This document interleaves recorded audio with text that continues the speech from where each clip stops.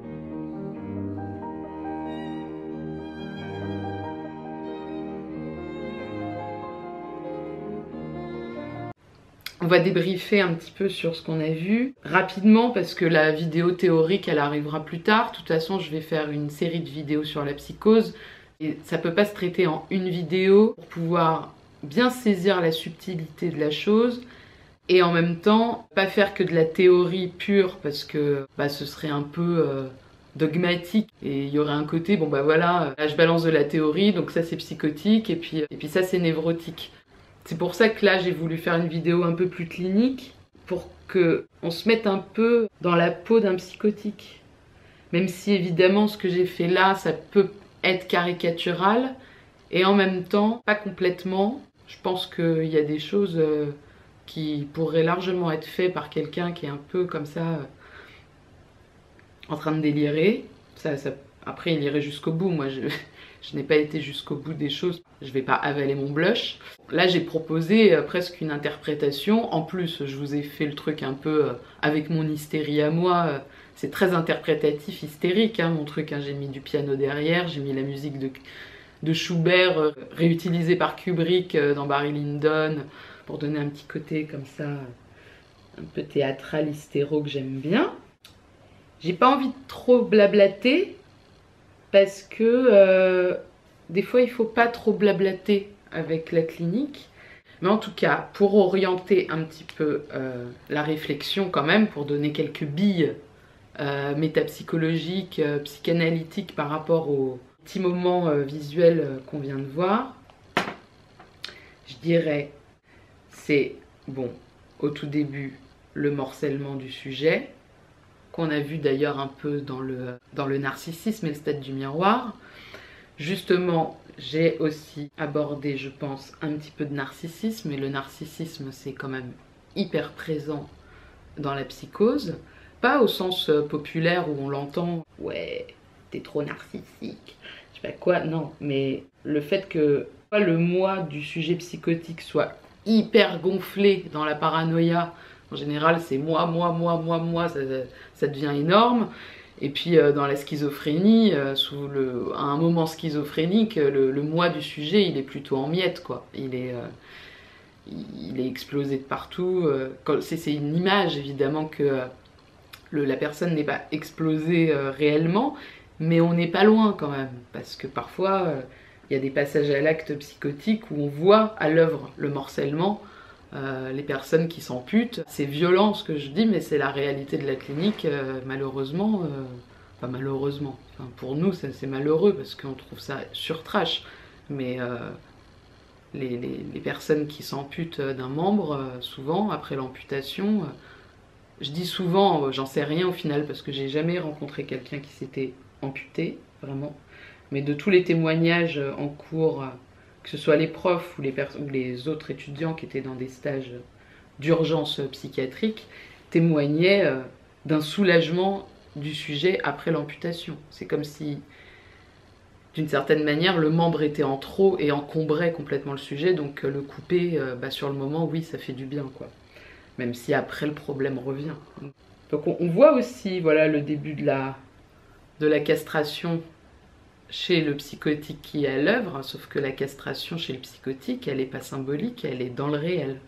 Je pense aussi que dans ce petit moment visuel, d'une certaine manière, j'ai introduit aussi un peu à l'éthique du sujet, et au choix, et au fait qu'un sujet psychotique n'est pas exempté d'éthique et de responsabilité subjective.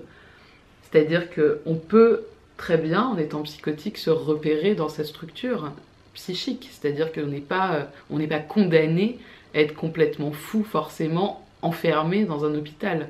Il y a des psychotiques qui ne sont jamais à l'hôpital et qui arrivent à vivre comme tout le monde. Enfin, voilà. On va pas rentrer dans ce détail parce que c'est vrai que le mot psychose peut faire peur, mais c'est... Je dirais que la folie fait peur, mais la folie n'est pas que la psychose. On peut être névrosé et complètement fou. Ne pas être fou, c'est avant tout, qu'on soit névrosé ou psychotique, savoir se repérer, c'est-à-dire savoir un peu quoi faire avec ce qu'on est. Donc là, dans la vidéo, on voit bien que les produits qui sont... bon, il y en a qui lui donnent du plaisir, mais... bon, là, je suis un peu partie en live, mais... par exemple, au moment du deep throat, donc gorge profonde, où elle tente d'avaler son blush, finalement, elle ne l'avale pas. J'ai fait le choix, oui, de toute façon, j'allais pas l'avaler. Mais bon, mettons que potentiellement, elle l'avale pas, et qu'elle prenne un blush où il y a tout simplement écrit blush dessus. Comme ça, il n'y a pas d'ambiguïté dans ce qu'on peut faire avec. Parce que, ça aussi, on y reviendra plus précisément, le langage, dans la psychose, c'est vraiment le mot colle à la chose. Le mot n'est pas une abstraction avec laquelle je peux jouer et qui peut avoir plusieurs sens. Le mot, dans la psychose, est pris comme tel. Et ça colle à la chose. Et en plus, ça fait signe au sujet de l'extérieur. Le langage n'est pas intérieur, le sujet ne peut pas en jouir, comme le névrosé, mais on pourrait plutôt dire que le langage jouit du sujet psychotique. C'est-à-dire que la jouissance dont je parle souvent du névrosé qui est interne au sujet, dans la psychose, on pourrait dire que la jouissance, elle est délocalisée à l'extérieur. C'est le sujet psychotique, il est joui par le grand autre du langage. Il est pris comme ça par des signes extérieurs qui lui disent, voilà, c'est tout ce qu'on... Les hallucinations, les voix. Les voix, c'est pas des petites voix dans la tête, c'est des voix quasiment extérieures. Alors évidemment, c'est ses voix à lui, mais il les reconnaît pas forcément comme telles. Même si au bout d'un moment, bien sûr qu'un sujet psychotique peut se dire « oui, j'ai des voix, j'entends des voix » parce que c'est pas des cons. Mais C'est pas la petite voix interne que le névrosé peut avoir, où il va se dire « Ah, je suis qu'une merde ah. », vraiment des ordres souvent, et c'est des injonctions ou des insultes. Et en plus, c'est des voix qui sont, elles sont pas là, quoi. Elles peuvent être au bout de la pièce et c'est une projection. J'ai hâte de discuter avec vous en commentaire de tout ça. La psychose, c'est quelque chose de très subtil. C'est pas juste il y a un fou et voilà, il est psychotique, quoi. Non. Et après, on rentre dans la norme, dans des choses moi qui me cassent le cul. Donc voilà, c'est fini pour aujourd'hui. Et je vous dis à bientôt pour une prochaine vidéo. Salut!